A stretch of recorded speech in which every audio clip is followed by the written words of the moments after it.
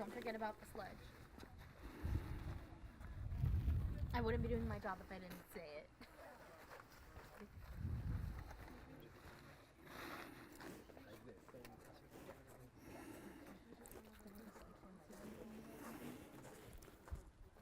Okay, so we should start? Musimy na razie tam nie wchodzić, jeżeli Państwo możecie wracając, bo tutaj kręcimy teraz. Dobrze. Okay.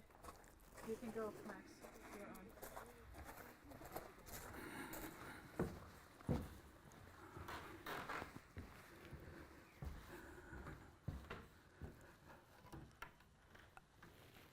After my father grabbed my hand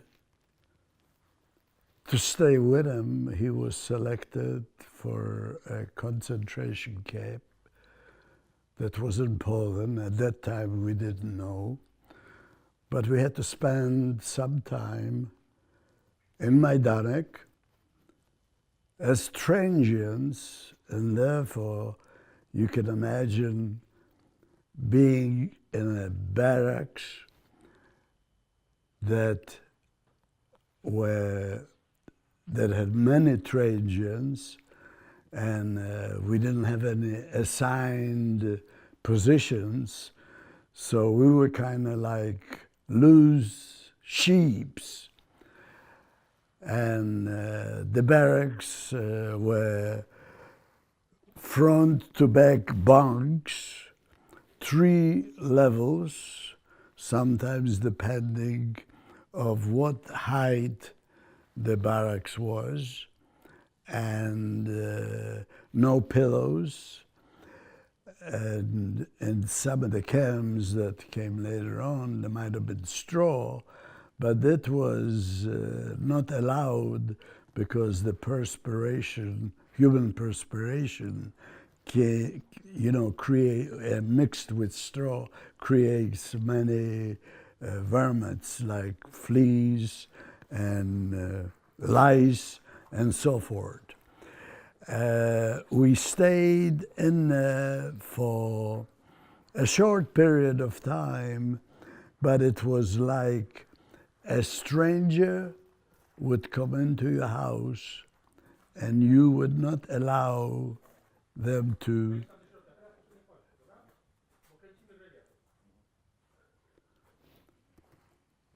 him, or you wouldn't care of how they were treated. This was the part that kind of bothered us, because we were like pawns that were really not wanted and were just taking up space or taking up some of the food that was in minute quantities and couldn't get it. If you're talking about comfort, none, and a lost feeling and not knowing if you end up in a crematorium, or at that time we didn't know that my father was selected for a different camp.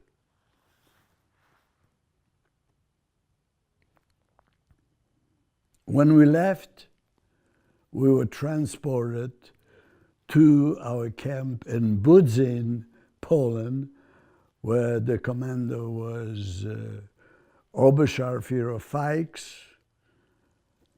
And as we arrived there on boxcars, we were offloaded, taken into a room, disrobed, showered, and then defleed or deloused with DDT, given uniforms, and then placed our barracks, which would be stationary for a certain amount of time until we were then transferred to another camp, Mielec, then Wieliczka, then other camps, so forth.